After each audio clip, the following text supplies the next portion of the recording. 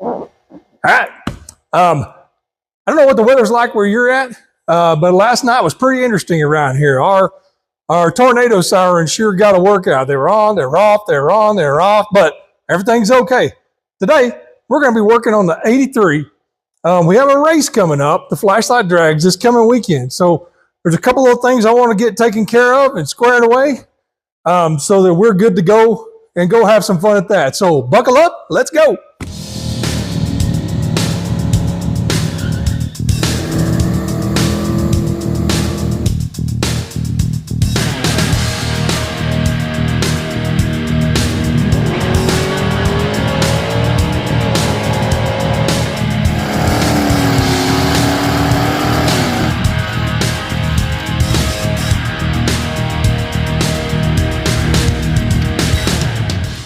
All right, things we need to take care of on this dude is the front channel wall is leaking just a little bit of oil, so I want to pull everything back up, seal that up. I'm not going to pull the intake, I'm just going to seal the outside, but I got to pull the distributor and kind of clean that up.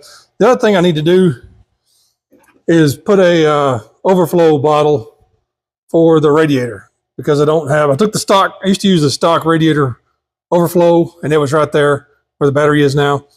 And it's gone. So I need something to catch overflow because that's part of the rules. Now I'm not going to get too crazy mounting this thing. It comes with some brackets and a big old hose clamp and some bolts. And so I could find a spot, drill it, put the bracket in, stick it in, bolt it in.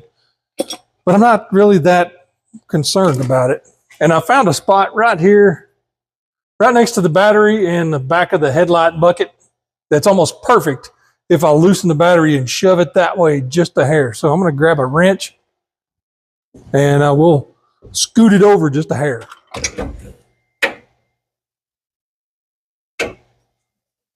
There, now I think that'll fit right. Look at that. That's perfect. Perfect. Perfect spot for it.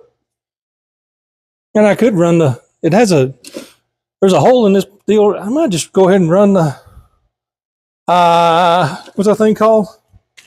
Hose clamp around it and just put it in place there.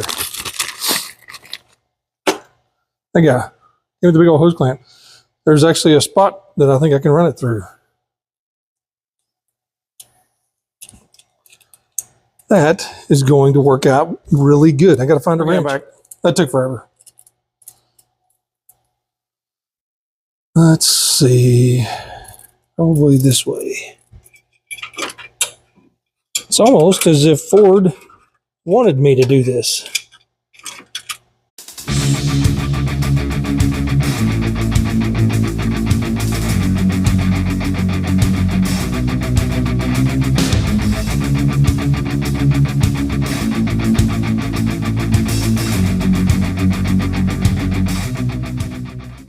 That worked out perfect.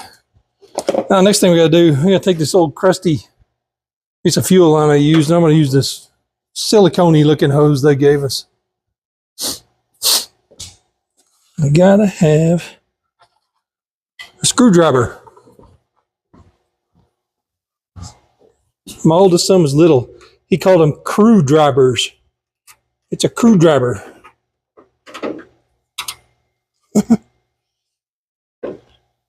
That has been a few days ago.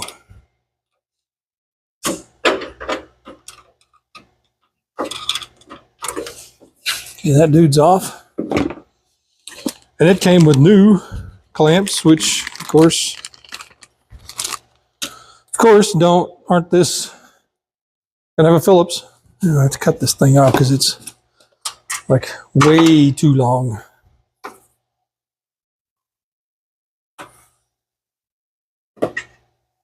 We'll slip a clamp on, jam the hose on. Come on, get in there.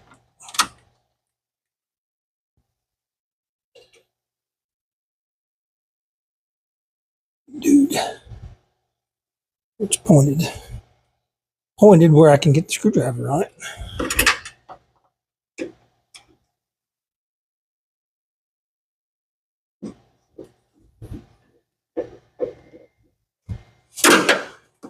And then we'll just loop it up. You find some cutters.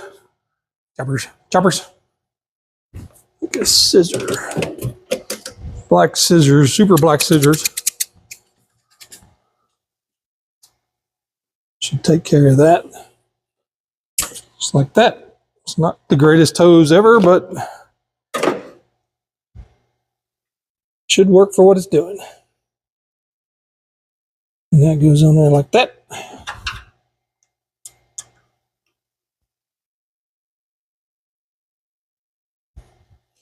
And this is just a cheapy little bottle thing I got off eBay.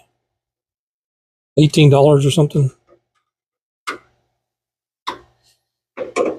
All it's got to do is catch fluid should it decide to puke out. All right, that part's done. I'll let you take a peek. All right, we just had a hole in that deal right there, and we just put the thing through it, and it fits in there perfectly next to the battery. Still got to tighten the battery down, and then we just cut our hose. It fits right there, so if that thing pukes, it just pukes over there. Now, on to the China wall. All right, so I forgot to tighten the battery up. Let's do that. Is it turning the bottom?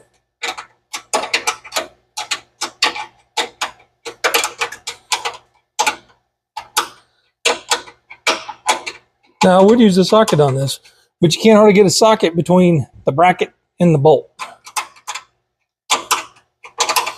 So that's why I'm not using a socket.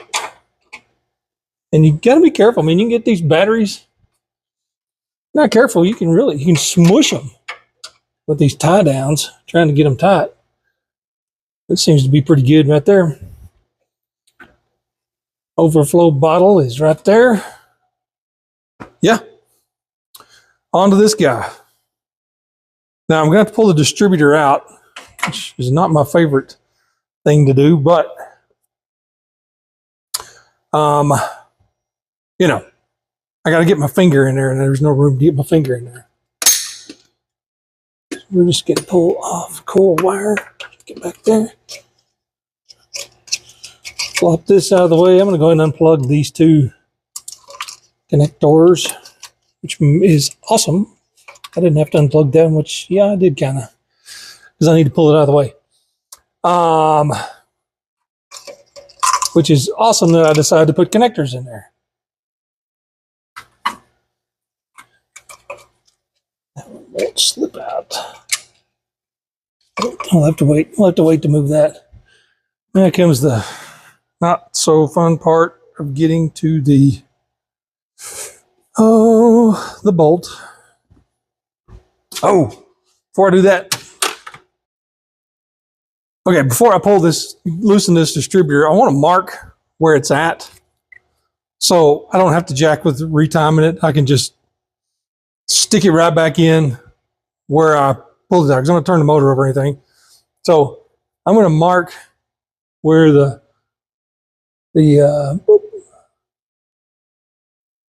rotor, I like to mark this side and that side of the rotor. Go ahead and put that dude right in the middle. That's where the rotor is on the cap. Now, you also got to mark, you know what I should do? Oh, well, I have it on video. A lot of times I'll take a picture of it. That way I have a picture of it handy, which is not a bad idea. When you start taking things apart, take pictures of them. That way you can always go back and look at it and go, oh, that's how it went together.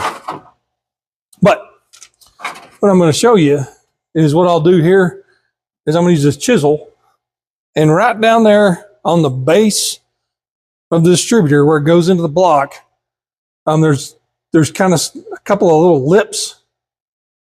Like there's a hole and there's a couple of lips on the edge of it that Ford put in there. It's where the clamp goes. What I like to do is somewhere along there, sometimes at the edge of it, I'll just take this and I'll take a hammer and go kapow, and I'll just put me a mark. That way when I put the distributor back in, I know the housing's back in the same spot, and then my pointer should be pointing right in between my marks, just like up here. So just marking things before you take it apart. That way you can put it back together the same way. makes your life easier. Okay, what size is that down there? Is that a 7/16? I don't remember. I have a fancy pants little swivelly. That's a 7/16, and this is. Oh yes, that is the perfect tool for that job. Really, what I should do with this, I don't hardly ever use this without this. I should weld these dudes together so they won't come apart. Not today. That's on my list of things I should do. Okay, got to get the readers out so I can see what I'm doing down in there.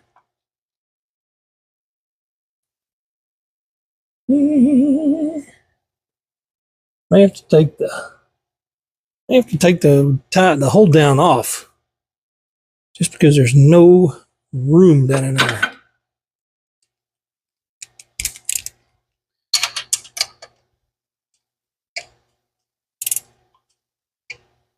You know what else I might do?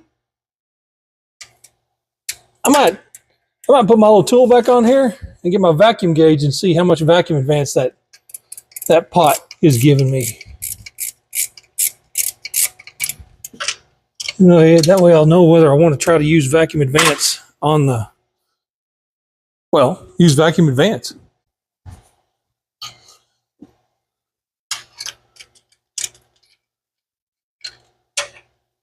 Okay, there's a bolt and hold down. Bolt, hold down.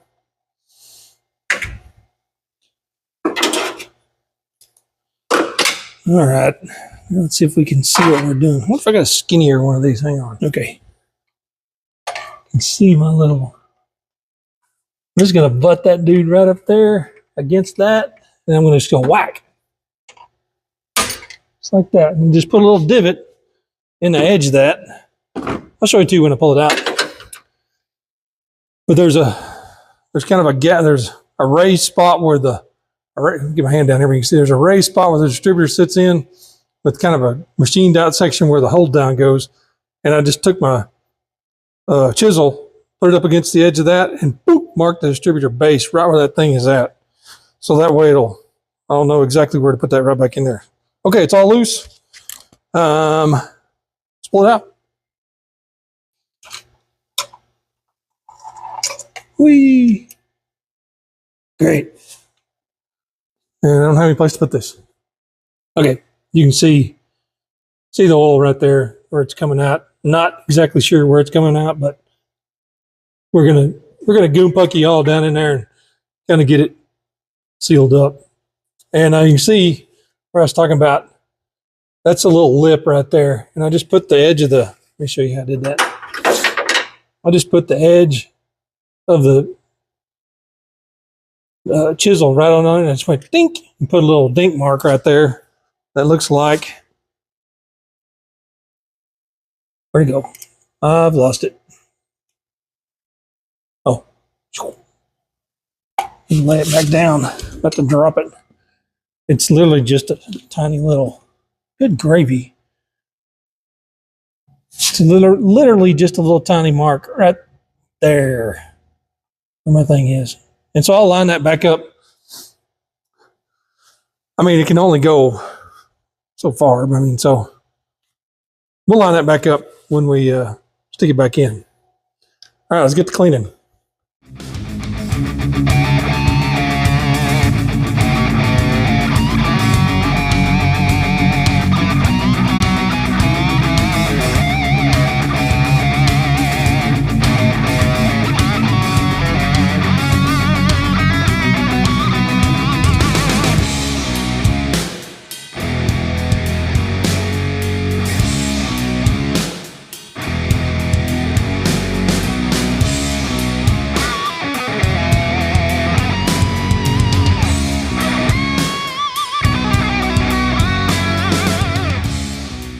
All right, after a fair bit of finagling and monkeying around and struggling, I got some of those wires pulled up out of there so I can get my finger down in there better.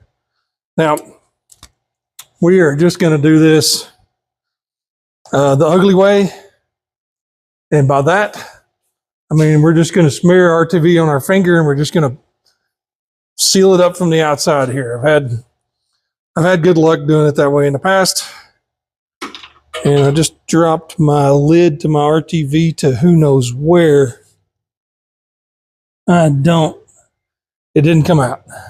It's gone. Hello in there. Where are you at? Oh my gosh. Car just ate it. So I'm just going to use some gray. Is this gray or black? Black. Black RTV. I mean, you can see I've used orange. I've used blue. Now we're using black. Why am I using black? Because that's what I have.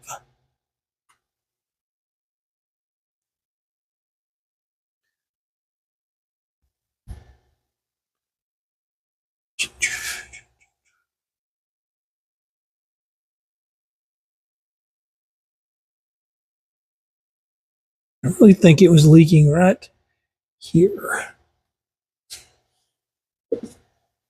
Get around this.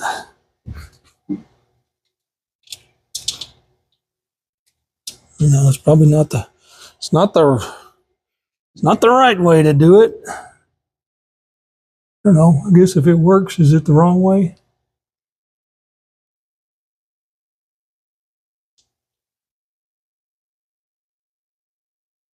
Probably so. I probably need to go around and make sure the header bolts are tight on this thing.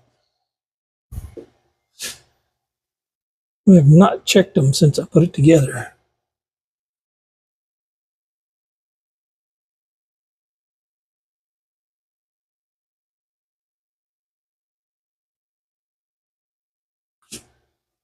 Gone that far. It's kind of a gap right there, like maybe I missed a spot. It's really kind of irritating that I consistently do this where I have to go back and do this part. I need to be better at putting intake manifolds on, evidently. At least on this thing. How am I going to do this part?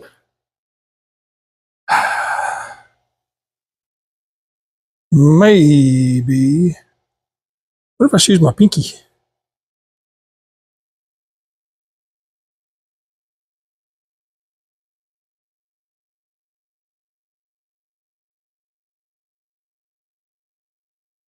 Didn't get very far back in there.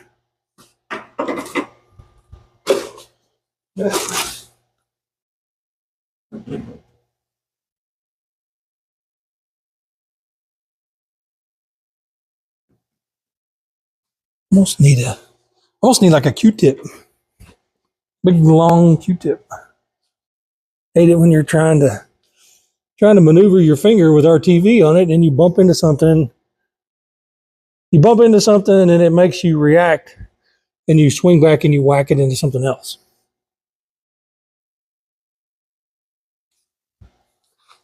I don't think it was leaking from this far over.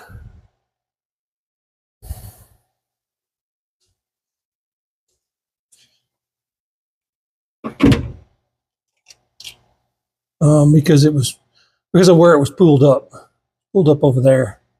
So if it dripped over here, it would run that way. It wouldn't have gone that way. So I think I'm in the right. I think I'm getting the right spot. Glued up good. And here's the part where I take something that looks pretty decent, and then I mess it up because I can't leave it alone.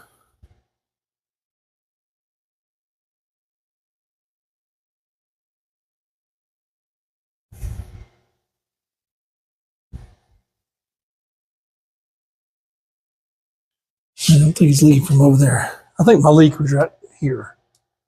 Either right there or right there.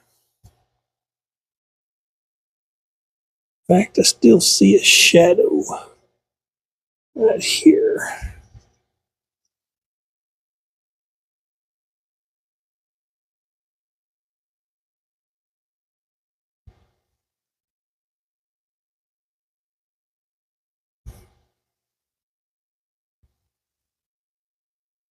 Okay, not touching it anymore. Ugh. I mean, really? All right, I just looked for my cap to my RTV. I don't know where the thing went. I looked all down in there. I don't see it. That thing's flappy enough that it would fall out the bottom. But just a moment ago, I was standing over on the driver's side of the car, and I felt something under my boot, and before I could react, I heard something shoot across the shop and hit the other side. And I think that was the cap. I think I stepped on it and shot it about Mach 6 across the building. So much for that. Luckily, this tube is almost empty. Hey, while I'm here, I'm gonna see if I can fix this water neck too that's got just a tiny little leak. And if I wait till the distributor's in there, it's gonna be really hard. So we're gonna try to plug our hole here without screwing up our RTV too badly. And see if we can change the gasket on it, because it's leaking just a hair. And I've tried to tighten the bolts, and that didn't help. So we're going to pop it off, clean it off, goo it up, stab it back, if I can find the right tools. Because I'm never prepared. Wait a second. I think I know where the right tool is. I'm just going to kind of pack this area with some old rags that are in the throwaway bucket over here. And those are all gross. I'll just use new ones.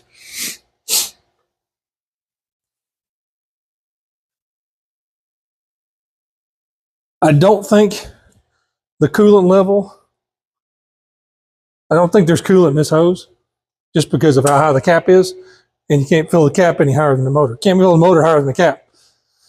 So if there is any there, there's not going to be much. Let's dive in.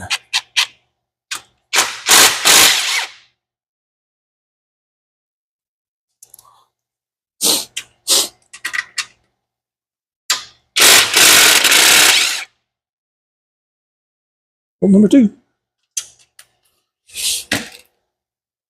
Okay, moment of truth. Is it going to gush, gush, gush, or is it just going to go? Am I just going to have...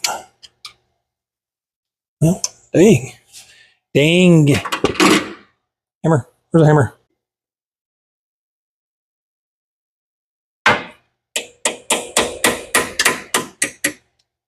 Nope, no gush.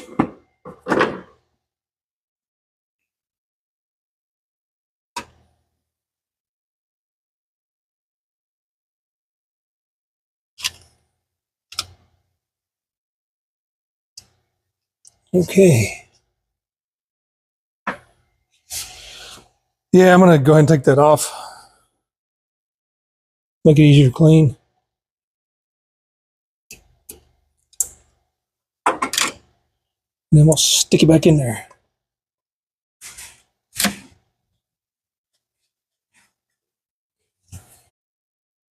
All right, now as you can see, we're just using a gutted thermostat here.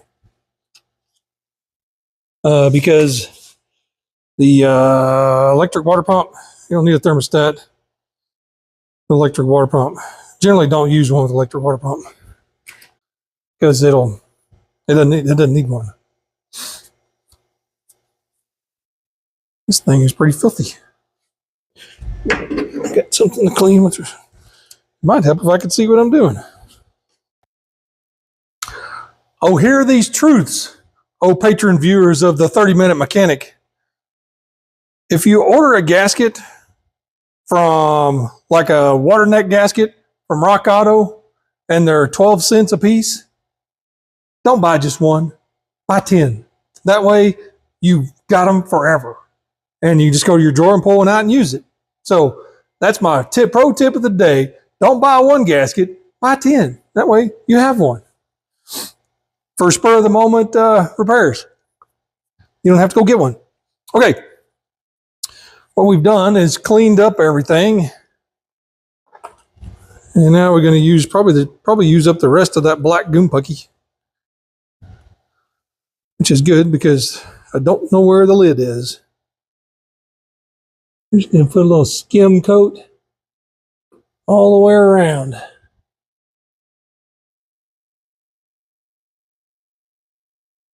A good little bit right there. Kind of a casting kind of has a little piece missing right there by that bolt hole.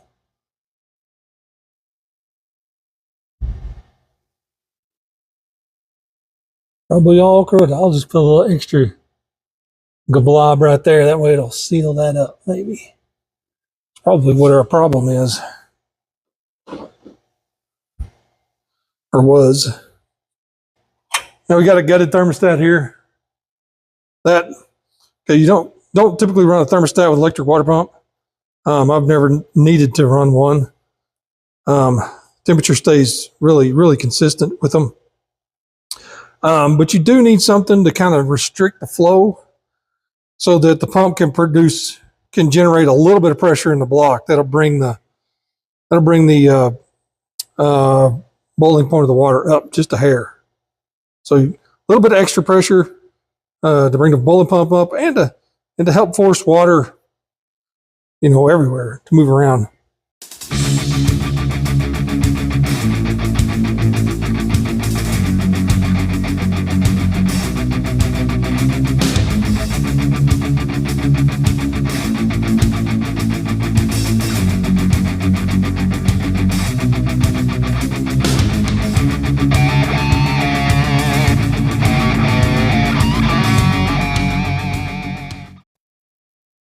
All right, one other thing I noticed was I was looking around the O-ring on the distributor, and it looked like there was a lot of oil around the O-ring. So what I did was I went and robbed the O-ring, not oil, O-ring off of another distributor that maybe fits a little better. The one that was in there looked kind of skinny. Maybe it was a little too thin or something. Okay. Now, remember we put our little mark right down here, that little guy, and there's our distributor, so we should be able to stick it right back in there. If I can see, where's my mark? Should be able to stick it right back in there. And it come out in the right spot.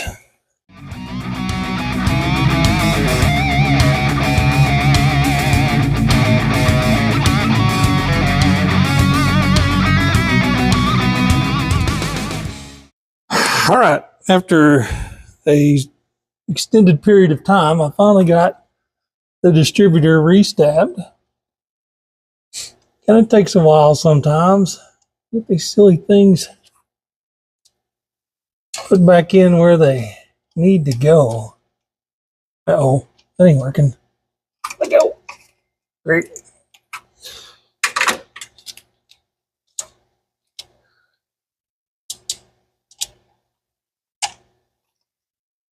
That's one thing I love about Mopars. I don't know if you've ever taken a Mopar distributor out, you realize that the distributor itself can only be right on or 180 because it only has a slot that there's an intermediate shaft here that runs the oil pump and the slot. So when you put the distributor in, you can either put it in right or you can put it 180 out. So that really makes removing or replacing the distributor on a Mopar super easy. There's actually a lot of things about Mopars I like, particularly big block Mopars, design-wise. I mean, I like that their fuel pump, their water pump is just a little 4-bolt deal right there on the front of the, actually it's still water pump housing. And the water pump just has 4 bolts. Pull the water pump out, it's only about that big around. The intake manifolds are dry on a big Mopar, so you can take the intake manifold out without draining coolant. The oil pump is external, So if you have trouble with your oil pump, hey, it's right there. You don't have to drop the pan or nothing. It's right there handy. Of course, I've mentioned the distributor thing. They just have the one slot so you can stick it in. Whoops, wrong way, flip it over, boop, done.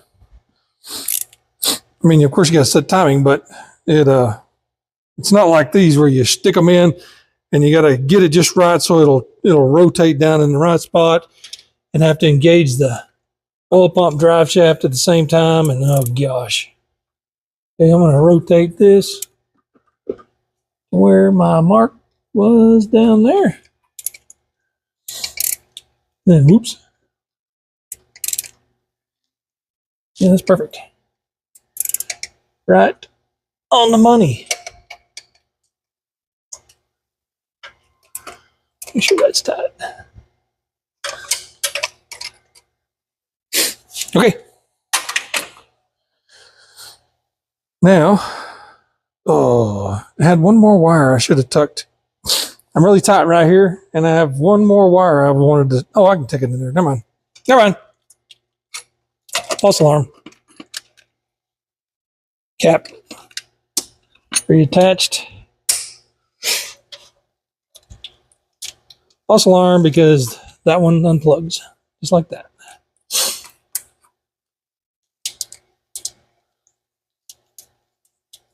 And this is my distributor connector. Bingo boingo. All right, now this might be kind of somewhat entertaining. I've never done this before, so we're going to try to use my little tool I 3D printed to check this.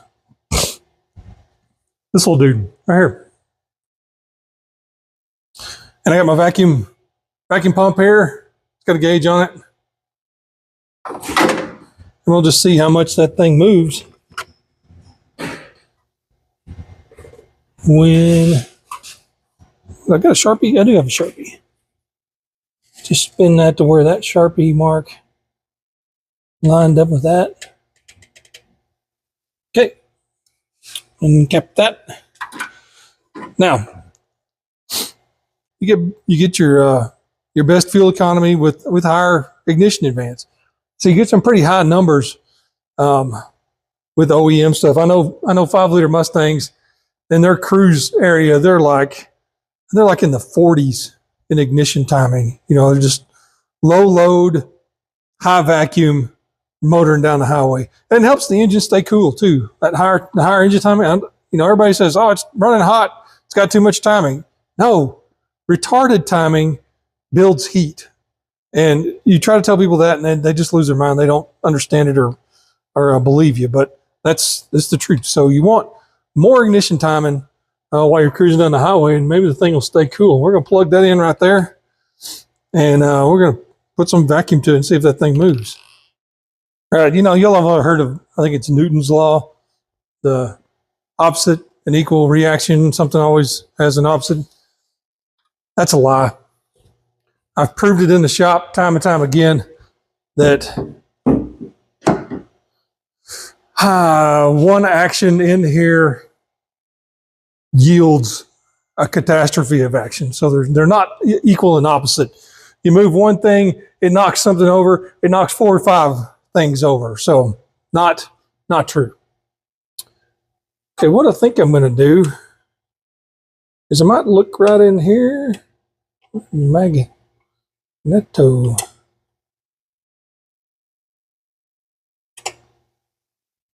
What I did right there, I just took this deal, stuck it right in there, right between there, and I made a mark right inside the cap, right down there.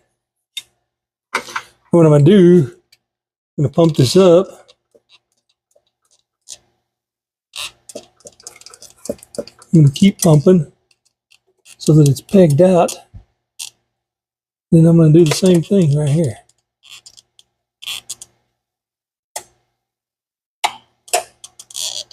Okay. Now, inside the cap, I've got a mark.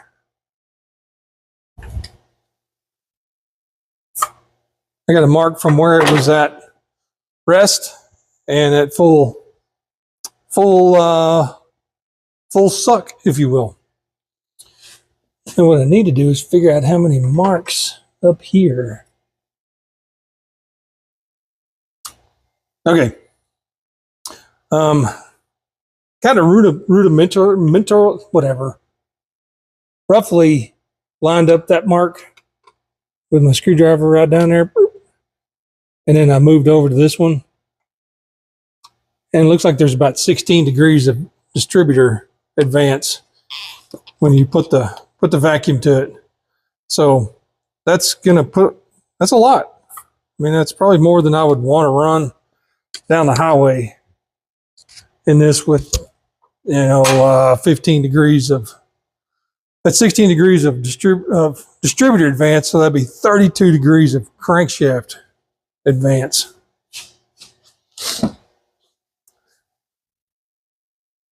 So 32 plus 15, that'd be, gosh, 40 something degrees. What am I looking at? 47 degrees of vacuum advance going down the highway. It's probably a little much. I think you can adjust these. Let's see if this one, you know what? Let's see if we can just stick a deal in there and see if it adjusts. All right, we found the right size thing. It is adjustable. We're going to adjust it. What do we want to do here? I have no idea. Let's just experiment. We're going to adjust. Ooh, that adjusted just tight right there. Okay, let's see see if it moves the same. Pump up our deal.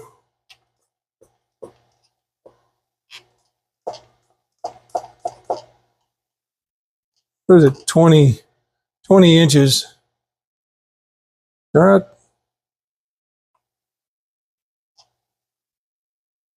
And that moves it to the same spot. Let's turn it the other direction.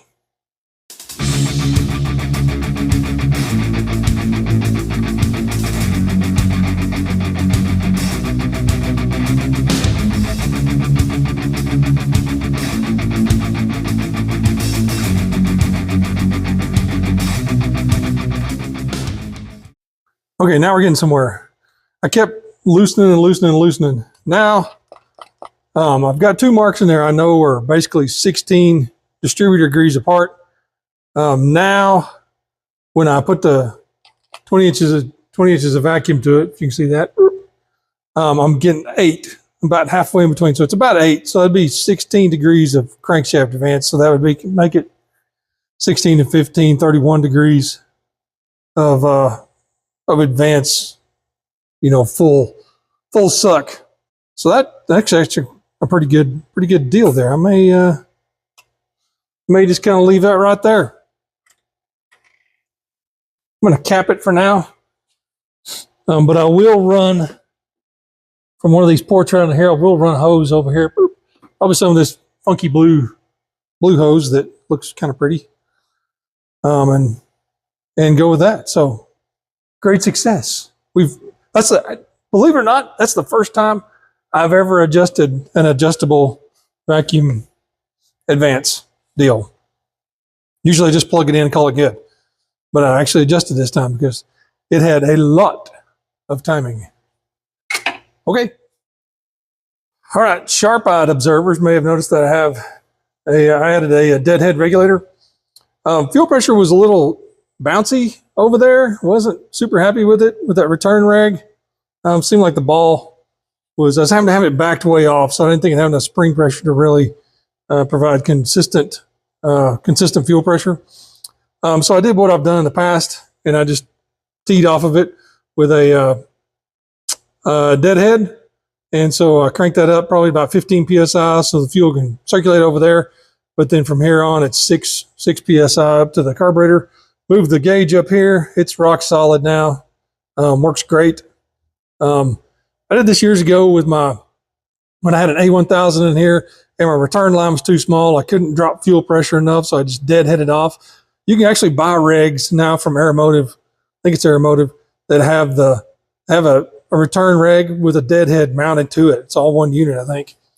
So that's what the extra regulator is for. Looks like we've got everything kind of tied up on here. look good for going and doing some flashlight drags next weekend. All right, it's going to do it for 30-minute mechanic today. Got a bunch of little loose ends tied up on this car. We checked the vacuum advance. That was kind of fun. See how much that thing is going to move. And we were able to adjust it down to a range that I think will probably work. So, yay. Looking forward to maybe doing some racing this coming weekend if the weather holds out. Little flashlight drags. I have no idea what class I'm going to run. They have some index classes, 13.0, 12.0, 11.0. I don't know, probably going to be in the 11.0 to 12.0. I don't know. At Amarillo, we got a pretty high elevation here, so it really knocks the legs out of everything. So, anyways, hit the description. Check out my friends' channels. But for now, like, subscribe, ring the bell, tell your friends. We'll see you next time. Bye.